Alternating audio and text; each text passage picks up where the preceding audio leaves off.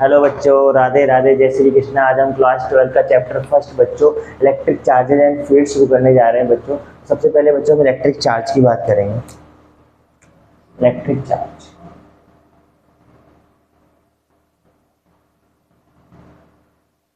बच्चों electric charge क्या है? तो सबसे पहले बच्चों आपको पता है कि हमारा जो मैटर होता है, जो हमारा मैटर होता है उसके बेसिक 3 एलिमेंट्री पार्टिकल्स होते हैं। 3 एलिमेंट्री पार्टिकल्स होते हैं बच्चों। पहला होता है बच्चों इलेक्ट्रॉन। हम बात करें तो इलेक्ट्रॉन, तो एक पार्टिकल होता है प्रोटॉन, एक पार्टिकल होता है बच्चों न्यूट्रॉन। तो बच्चों बेसिकली में मास ऑफ इलेक्ट्रॉन होता है बच्चों Me बराबर होता है 9.1 10⁻³ kg। ठीक है बच्चों। और जो मास ऑफ प्रोटॉन होता है बच्चों वो होता है 1.67 10⁻27 kg। ठीक है बच्चों। और मास ऑफ न्यूट्रॉन बच्चों जो होता है 1.67 10⁻27 kg बच्चों। तो हमें पता है कि बच्चों ड्यू टू मास, या बच्चों मैं बोलूँ मास क्या है बच्चों? मास बच्चों एक इंट्रिंसिक प्रॉपर्टी है। इंट्रिंसिक प्रॉपर्टी है बच्चों मेरी एलिमेंट्री पार्टिकल्स की बच्चों, आल्सो हमारे मैटर की भी और हमारे एलिमेंट्री पार्टिकल की इंट्रिंसिक प्रॉपर्टी है। और due to mass of elementary particles बच्चों, due to mass of elementary particles attract each other by a gravitational force। बच्चों हमने क्लास 11 में पढ़ा है कि दो मास पार्टिकल्स के बीच में ग्रेविटेशनल फोर्स या मास बॉडीज के बीच में ग्रेविटेशनल फोर्स लगता है बच्चों। तो इस कारण से हमने ऑब्जर्व किया बच्चों कि जब हमने इलेक्ट्रॉन को लिया बच्चों सबसे पहले बच्चों जब हमने इलेक्ट्रॉन को देखा बच्चों,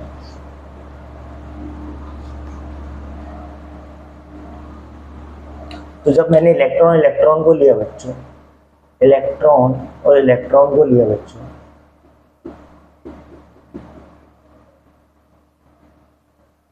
तो मैंने देखा कि इनके बीच में due to gravitational force attraction लगना चाहिए था बच्चों, due to gravitational force. But बच्चों जब ऑब्जर्व किया तो इनके बीच में बच्चों रिपल्शन फोर्स लग रहा था। तो हमने पता किया कि जो अट्रैक्शन फोर्स होता है वो मास के कारण से लगने वाला है, वो मास के कारण से जो ग्रेविटेशनल फोर्स आता है उसके कारण से अट्रैक्शन फोर्स आता है बच्चों। ड्यू टू मास इनके बीच में अट्रैक्शन फोर्स आएगा जिसे हम ग्रेविटेशनल फोर्स होते हैं बच्चों। जो रिपल्शन फोर्स आ रहा था वो किसी एडिशनल प्रॉपर्टी के कारण आ रहा था बच्चों,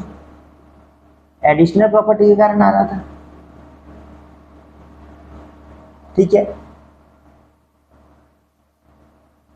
अगर हम बात करें कि जो एडिशनल प्रॉपर्टी थी बच्चों इलेक्ट्रॉन के पास, उसके कारण उसके अंदर रिपल्शन आ रहा था और एक अदर फोर्स जिसके कारण से एक अदर फोर्स जनरेट हो रहा था इनके बीच में और उसके कारण से रिपल्शन लग रहा था बच्चों। तो यहाँ से हमें पता चला कि जो एडिशनल प्रॉपर्टी थी इसी को हमने बच्चों नाम दिया इलेक्ट्रिक चार्ज बच्चों। इसी एडिशनल प्रॉपर्टी को एलिमेंट्री पार्टिकल को हमने इलेक्ट्रिक चार्ज नाम दिया बच्चों। और इस अदर फोर्स को हमने इलेक्ट्रिक फोर्स बोला बच्चों। कौन सा फोर्स बोला बच्चों? इलेक्ट्रिक फोर्स बोला। इस फोर्स को हमने बच्चों इलेक्ट्रिक फोर्स बोला। और ऐसा ही बच्चों हमें प्रोटॉन और प्रोटॉन के बीच में देखने को मिल रहा था बच्चों, यहाँ भी हमें एक एडिशनल प्रॉपर्टी देखने को मिल रही थी बच्चों, एक एडिशनल प्रॉपर्टी देखने को मिल रही थी बच्चों,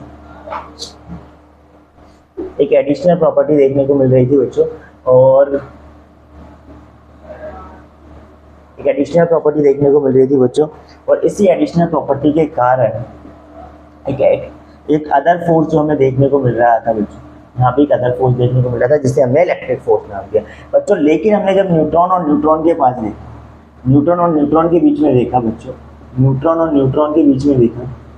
तो बच्चों हमें पता चला कि यहाँ केवल और केवल अट्रैक्शन फोर्स लग रहा था, केवल और केवल अट्रैक्शन फोर्स लग रहा था बच्चों, अट्रैक्शन फोर्स लग रहा था। इनके बीच में कोई भी रिपल्शन फोर्स नहीं था बच्चों, कोई भी रिपल्शन फोर्स नहीं था। तो अगर हम बात करें तो यहाँ पर केवल और केवल ग्रेविटेशनल फोर्स एग्जिस्ट कर रहा था। मतलब अगर बात करूँ तो जो एडिशनल प्रॉपर्टी थी वो इलेक्ट्रॉन के पास थी या प्रोटॉन के पास थी, न्यूट्रॉन के पास ये प्रॉपर्टी नहीं थी। तो हम न्यूट्रॉन के पास बोलते हैं नो इलेक्ट्रिक चार्ज, के पास कोई भी इलेक्ट्रिक चार्ज जैसी एडिशनल प्रॉपर्टी नहीं थी बच्चों। तो इस तरह से हमें पता चला कि जो इलेक्ट्रॉन मेरे मास पार्टिकल्स भी होते हैं और मेरे चार्ज पार्टिकल्स भी होते हैं। तो बच्चों इस तरह से हमें पता चला कि इलेक्ट्रिक चार्ज क्या होता है बच्चों। तो इलेक्ट्रिक चार्ज को हम डेफिनेशन की अगर हम डेफिनेशन देते तो बच्चों किस तरीके से हम इसको डेफिनेशन देंगे।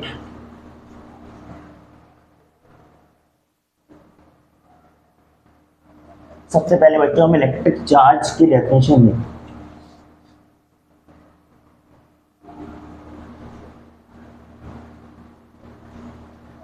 तो इलेक्ट्रिक चार्ज क्या होता है बच्चों? Electric charge, electric charge, electric charge is an intrinsic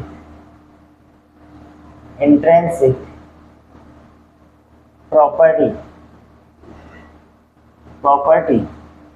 of elementary particles, elementary particles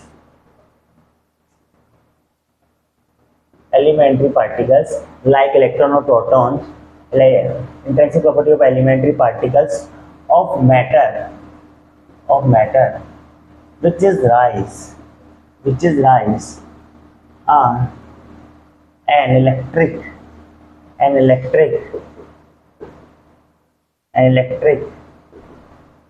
या मैं इसको बोलूँ इलेक्ट्रोस्टैटिक फोर्स, इलेक्ट्रोस्टैटिक।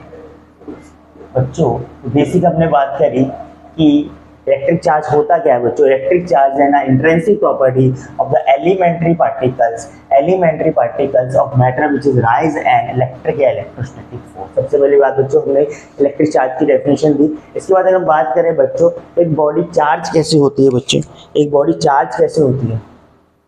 अगर हम चार्ज बॉडी की बात,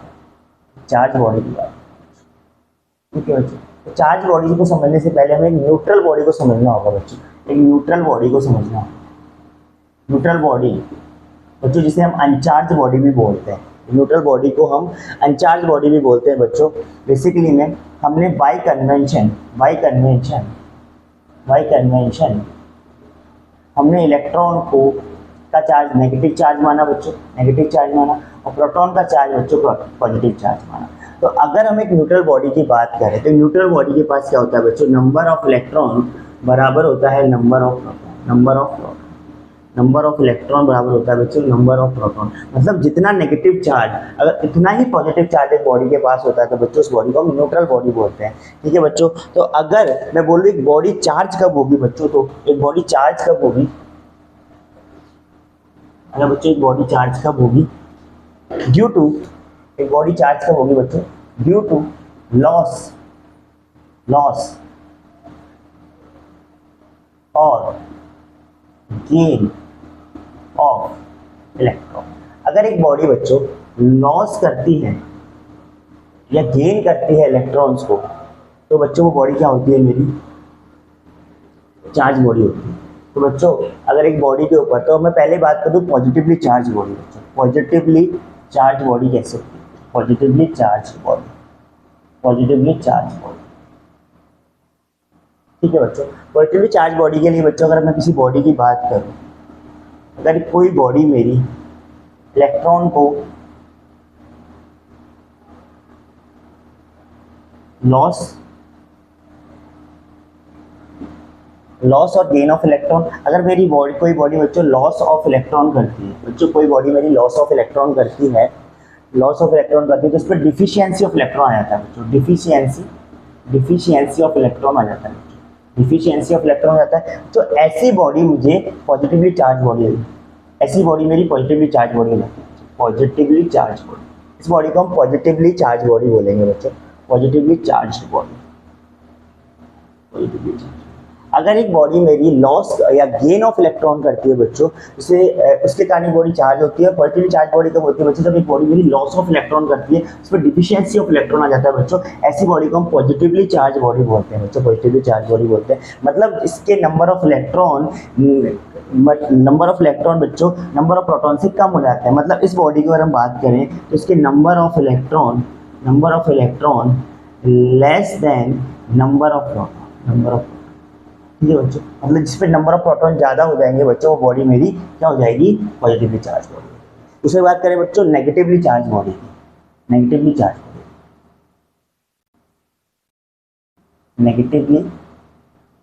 चार्ज बॉडी की बच्चों। तो इस बॉडी के अच्छा नेगेटिव चार्ज बॉडी, अच्छा बच्चों कोई अगर मेरी बॉडी गेन ऑफ इलेक्ट्रॉन करती है बच्चों, उस पर एक्सेस ऑफ इलेक्ट्रॉन हो जाते हैं बच्चों, एक्सेस ऑफ इलेक्ट्रॉन आ जाते हैं बच्चों। ऐसी बॉडी बच्चों मेरी नेगेटिवली चार्ज बॉडी हो जाती है बच्चों, नेगेटिवली चार्ज बॉडी हो जाती है। इसके अंदर नंबर ऑफ इलेक्ट्रॉन, ऐसी बॉडी में number of electron greater than number of proton हो जाता है बच्चों, ऐसी बॉडी को हम नेगेटिवली चार्ज बॉडी बोलते हैं। इस तरह से बच्चों मेरी बॉडी है जो पॉजिटिवली चार्ज भी हो जाती है और नेगेटिवली चार्ज बॉडी भी होती है। तो बच्चों अब हम चार्ज की कुछ बेसिक टर्म्स पे बात करेंगे, तो कुछ टर्म्स जो हमारी रिलेटेड होती है हमारे चार्ज से, अब हम उनकी बातें करेंगे बच्चों, ठीक है। तो सबसे पहले हम टर्म्स रिलेटेड टू चार्ज, तो सबसे पहले बच्चों टर्म्स रिलेटेड टू चार्ज,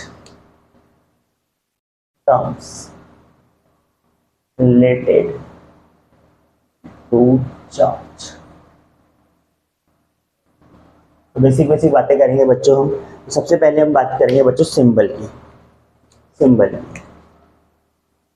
बच्चों सबसे पहले हम बात करेंगे सिंबल की। तो सिंबल बेसिकली में हम चार्ज को Q से और कैपिटल Q और स्मॉल q से डिनोट करते हैं बच्चों।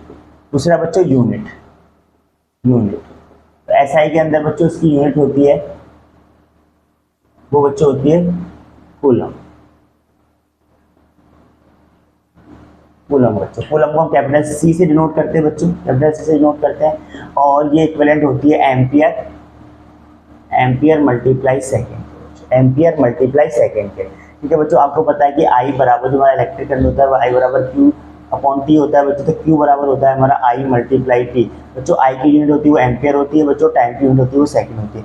कूलम हमारा एम्पियर मल्टीप्लाई सेकंड होगा बच्चों। CGS में अगर बात करें, CGS के अंदर हम बात करें तो बेसिक चार्ज की यूनिट होती है वो स्टेट कूलम होती है बच्चों, और इसको हम स्टेट C से रिप्रेजेंट करते हैं बच्चों। और एक यूनिट बच्चों होती है ESU इलेक्ट्रोस्टैटिक यूनिट, और एक बच्चों होती है फ्रैंकलिन, जिसे हम कैपिटल FR से डिनोट।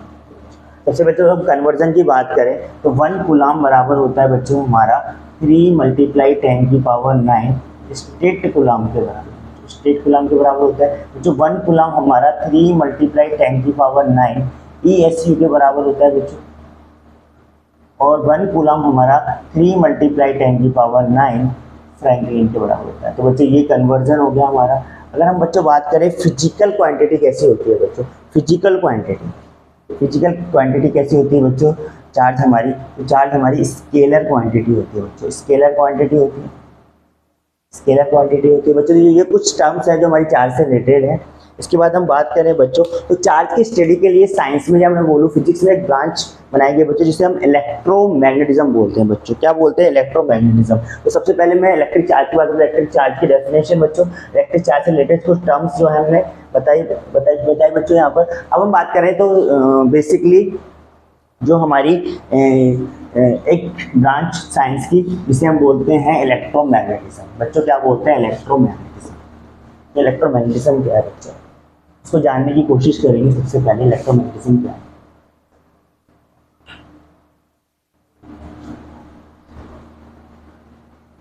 तो बच्चों हमने ये जाना कि इलेक्ट्रिक चार्ज जो कि हमारे फंडामेंटल प्रॉपर्टी होती है हमारे एलिमेंट्री पार्टिकल्स की बच्चों, इसके अंदर एक इलेक्ट्रिक इफेक्ट भी होता है बच्चों। जब ये मोशन करता है तो इसके अंदर एक मैग्नेटिक इफेक्ट भी आता है बच्चों, और इसी की कंबाइंड स्टडी को हम बोलते हैं इसकी जो कंबाइंड स्टडी हम करते हैं बच्चों, इस ब्रांच ऑफ फिजिक्स में हम करते हैं बच्चों, उसे हम इलेक्ट्रोमैग्नेटिज्म बोलते हैं। तो इलेक्ट्रोमैग्नेटिज्म क्या है?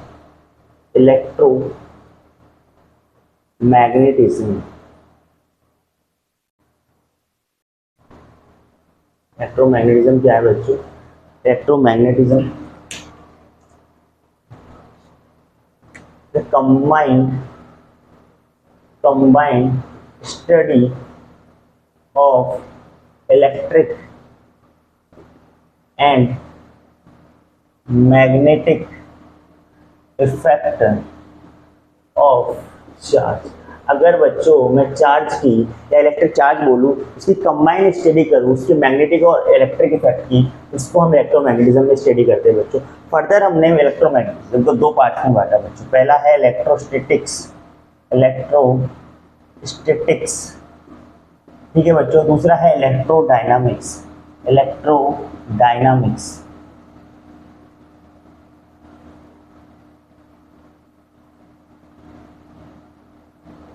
इलेक्ट्रोडायनामिक्स बच्चों, इलेक्ट्रोस्टैटिक के अंदर बच्चों हम चार्ज की स्टडी करते हैं, वो करते हैं चार्ज एट रेस्ट।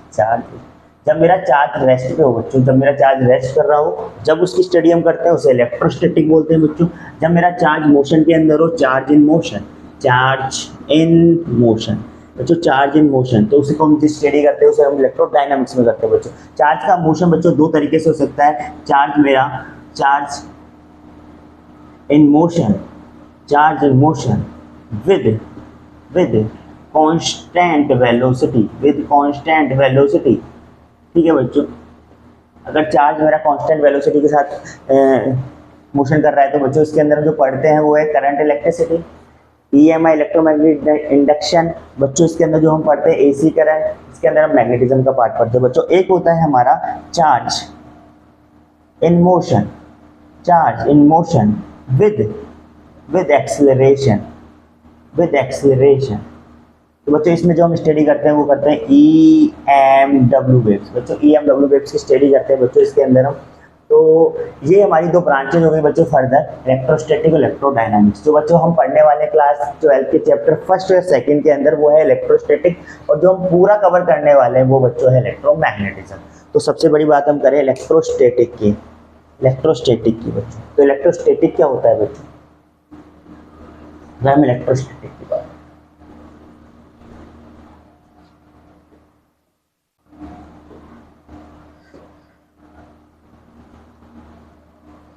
ठीक है बच्चों। Electrostatics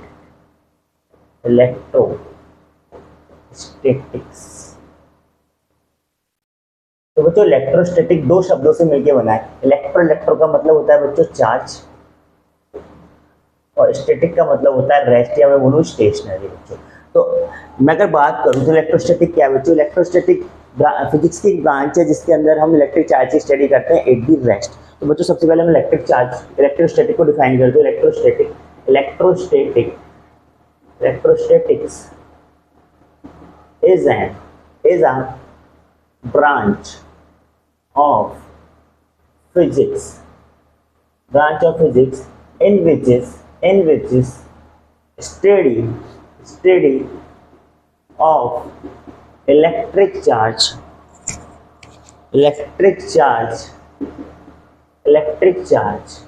in which is study of electric charge at rest बच्चों। तो इलेक्ट्रोस्टैटिक क्या है? Electrostatic is a branch of physics in which is the study of electric charge at rest बच्चों। ऐसे इस ब्रांच के अंदर जो हम स्टडी करने वाले हैं वो चार्ज की एट रेस्ट स्टडी करने वाले हैं, और हमारा फर्स्ट और सेकंड चैप्टर बच्चों इससे रिलेटेड है। तो बच्चों आपको कंटेंट कैसा लगा बच्चों? अगर कंटेंट अच्छा लगा तो बच्चों चैनल को सब्सक्राइब करें, वीडियो को लाइक करें और शेयर करें बच्चों ज़्यादा से ज़्यादा। Thanks for watching.